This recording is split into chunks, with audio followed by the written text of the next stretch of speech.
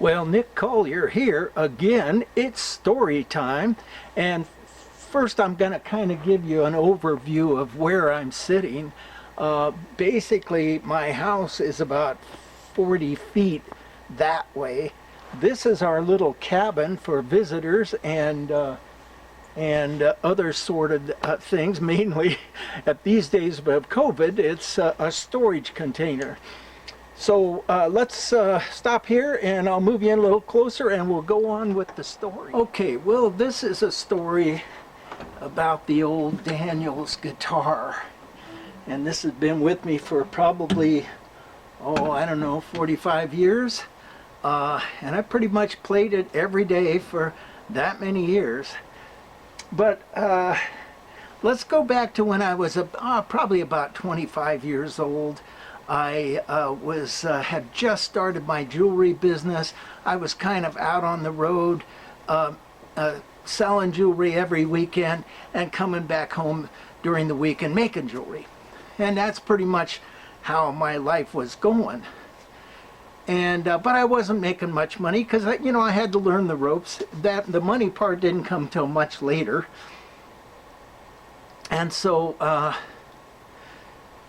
I'm getting ready to go do a show in Berkeley, California. And it's the first time I'm going to do this show, so I don't know what it's like.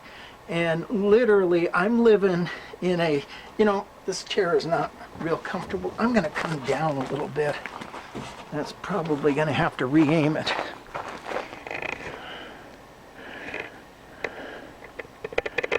That's much better.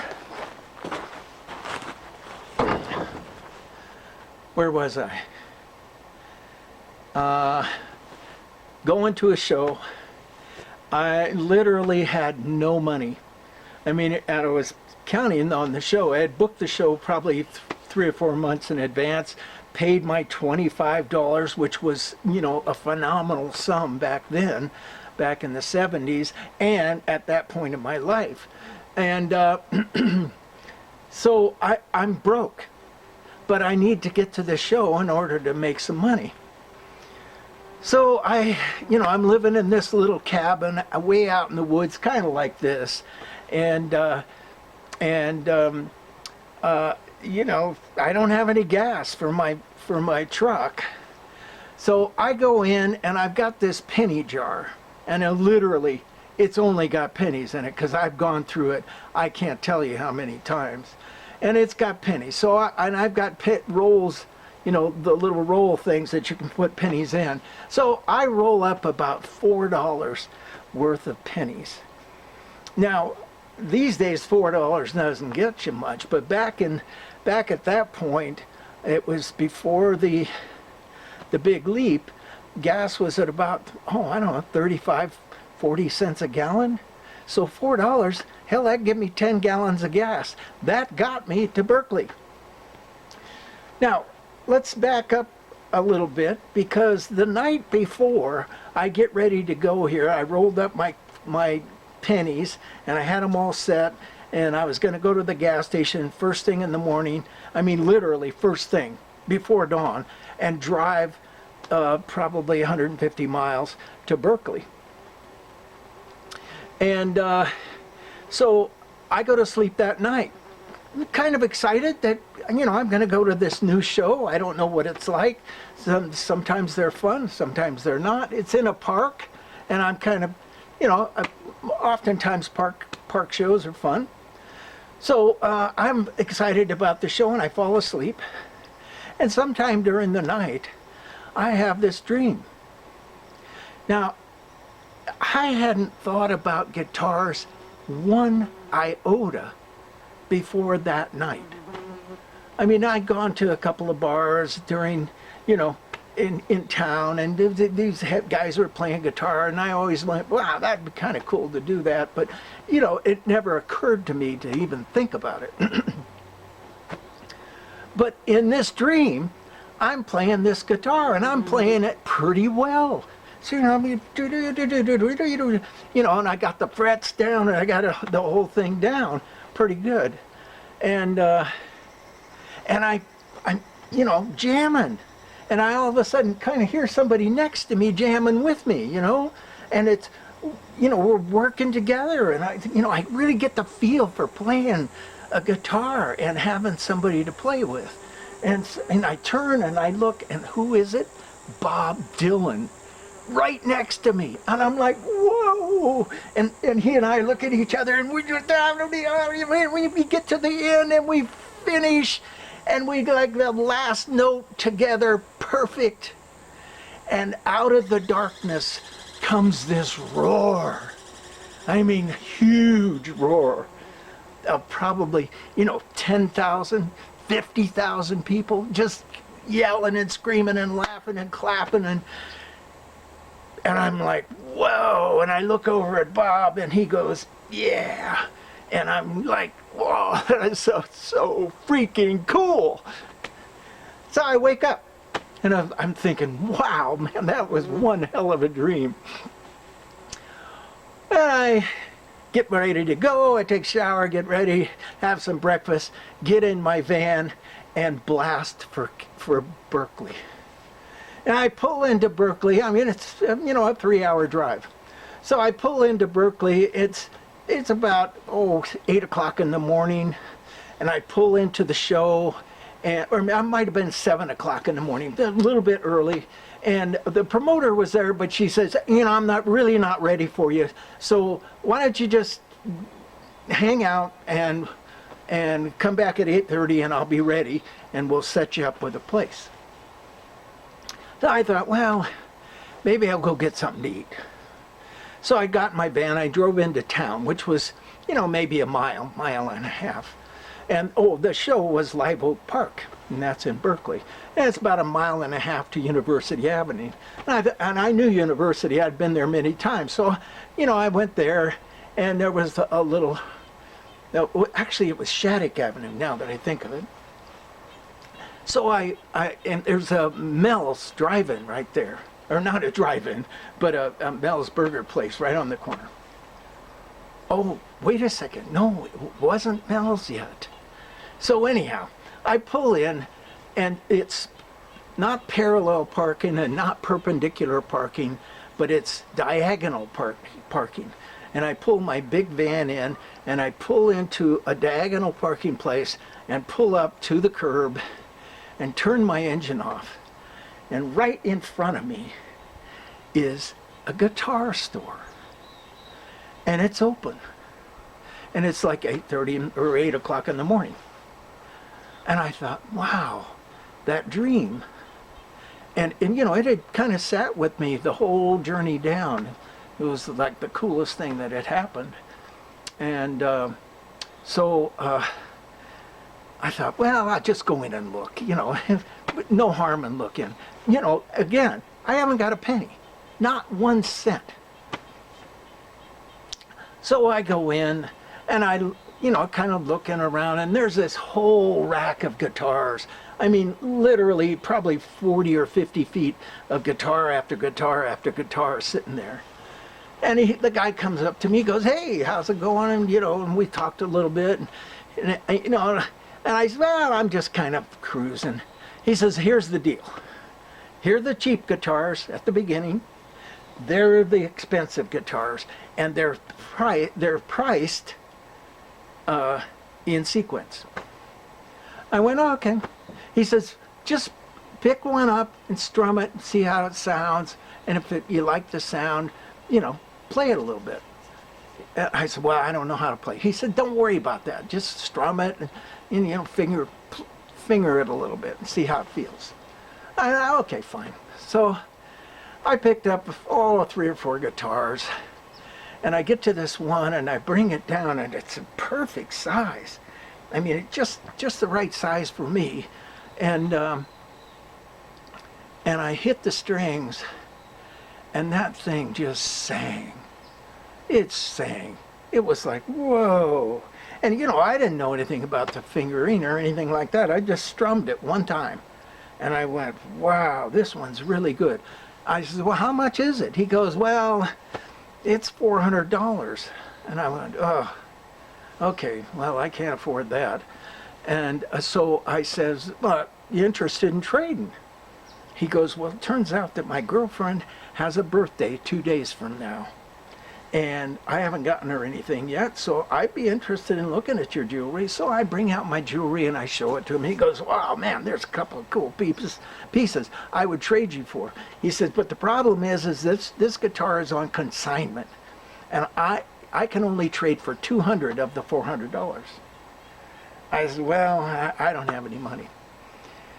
He goes, well, okay. So he puts the guitar away. I pack up my jewelry. I go back out to the van. I go to the show, and it's a bit of a slow day. You know, I might have made a couple $100 or something like that. Certainly not, I had to go home and pay some bills, so maybe just enough to pay bills. And that night, I went to my folks' house, which was in Hayward, California, which was probably about 30 miles south of Berkeley. And I went there just to hang out with them and, kind of be back at the old homestead. And so at that point in my career, which was about a year or two into me making jewelry, my folks always says, hey, Nick, bring out your jewelry. Let's see what you got. So, I thought, well, okay, I'll bring it out.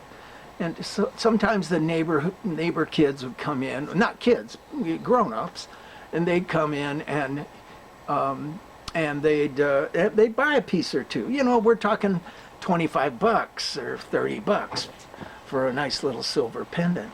Well, it turned out that week the weekend before, I had traded for a diamond.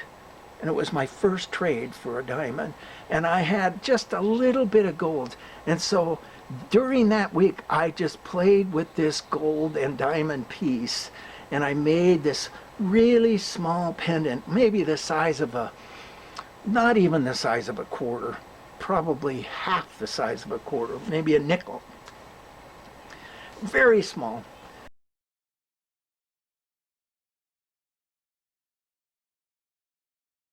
And I set the diamond in it. And it was it was very sweet.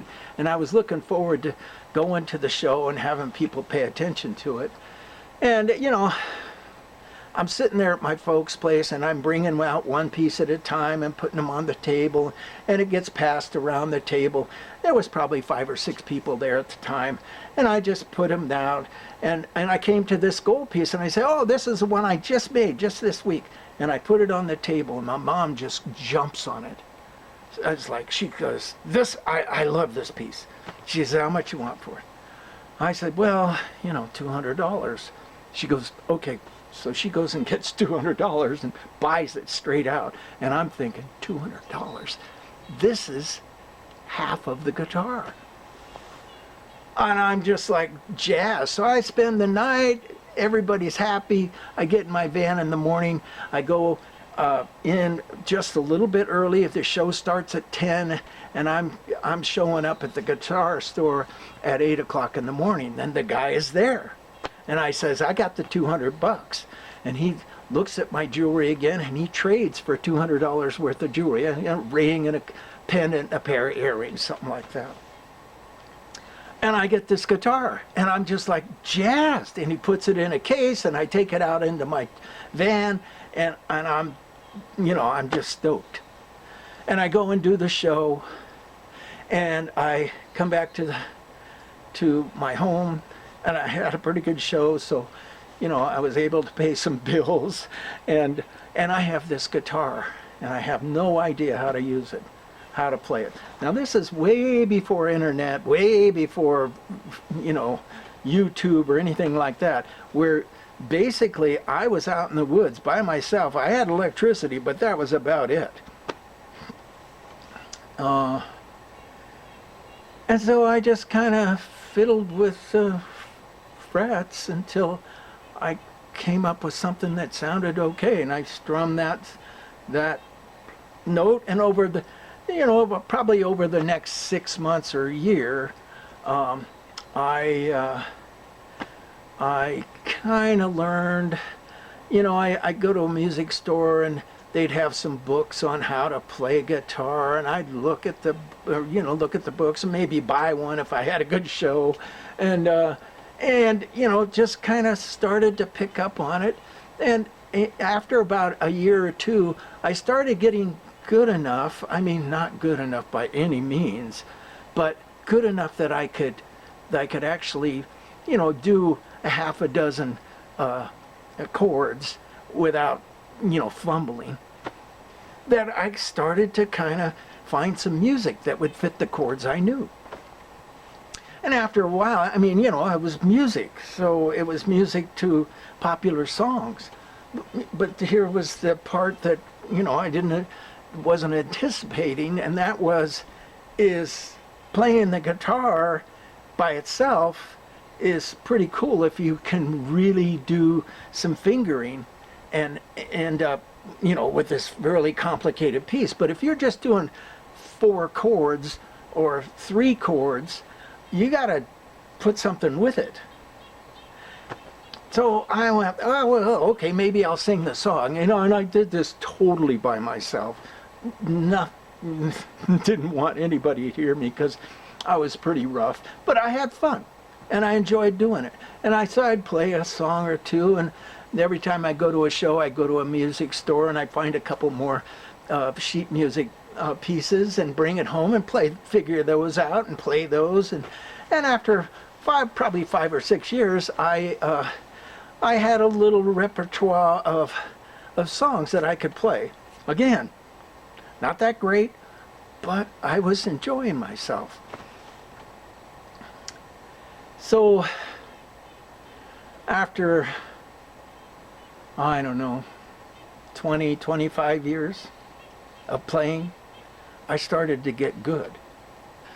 Well, during that time, it came to me that the next stage in my, growth as a human was to get out on stage. Yikes!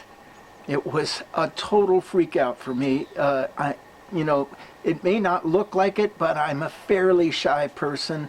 I'm okay in front of the camera because there's no people around, but you get me in front of a small crowd, or even a minor crowd of people, and I freeze up. My voice freezes up, my hands freeze up, everything. And and I thought, okay, well, if what we're doing is continuing to, and this, I'm a 30 something at this point, and if what I'm doing is continuing to grow as a human, then okay, this is the next step. So I decided, okay, I'm going to get out on stage, and I practiced and practiced and practiced, and I got out on the stage of a art show at one point, and I froze up, of course. But I just, okay, I'm going to do this. But being on stage has never been easy for me. So I got the guitar in my hand, and I started playing, and I got about a quarter way through the song, and I forgot to breathe. And so my brain started to run out of oxygen, and of course I got confused, and I couldn't finish the song. And I felt embarrassed, felt like a failure, all of that stuff. I mean, music is a now thing. Anything that's going to happen is going to happen this very second during music. As an artist, you make an art piece and you put it out in the world, and that a month later or 2 weeks later, somebody says something one way or the other, and you get to feel the emotions around that. With music, it's now. You feel shame. It's happening the very second you're doing it. So anyhow, I couldn't finish the piece. So but I was determined to stay on stage. So I just stayed there, and I took some breaths, and and all the people out in the audience are kind of waiting for me to do something, and I'm taking breaths. And it was quite a scene. So then once I got a little more oxygen in my brain, I finished the song, and I probably did 1 or 2 more songs before I, ran off the stage in total fright. And I probably sounded crappy, but who knows. So that went for, I don't know, in the next 10 or 15 years. I got on stage half a dozen, well, not more than half a dozen, probably a couple of dozen times. Got up on stage, forced myself to get up there and do something. And you know, I got a little more comfortable at it. As I said, it's never been an enjoyment for me, but it's been a growth for me. And that's an important piece for in my life, at least. And so, you know, let's see, what else am I saying? Well, I could play a song for you. Let's see how we can do with that. Let's see. Oh, I can already see. My hands are shaky. I'm freaking out. So I don't think this is going to be a good deal. You can just imagine that I played a song for you. Anyhow, this old guitar has been with me for 45 years, and it's gotten banged around, and it's gotten wet, and it's gotten dry, and it's gotten overheated, and yet it still plays really good. You know, I don't play it as much these days. Oh, probably about a year ago, my voice started giving out, and maybe you can tell if you've been with me for a while, but this started giving out, and you know, I don't sound as good as I used to sound, and you know, there's a certain disappointment in that. Yeah, hell, I'm 73 years old. Something's got to give out, right? And there's plenty of things giving out. Probably from, you know, yelling at my wife, or, well, no, I'm just kidding. Not yelling at my wife. At least not so much these days. Yelling at the squirrels up in the tree, yelling at traffic. You know, my voice has been used up, and of course a lot of singing, and so I'm not playing as much these days. I may end up putting it away. I'm not sure, but I've said that 4 or 5 times in the last 45 years, and I said, I'm done with guitar. Just put it away. But I never put it away. I was just leaning up against the wall somewhere. And sometimes I didn't pay attention to it for 3 or 4 months. And one day I'd just walk over there and kind of look at it and pick it back up, and it was fun again. And so this may happen here. I may pick it up 3 or 4 months from now, and it'll be fun again, and I'll be singing in my old guy scratchy voice, which sometimes works really great with the blues. But for the moment, this is my story. And this is Nick Collier checking out.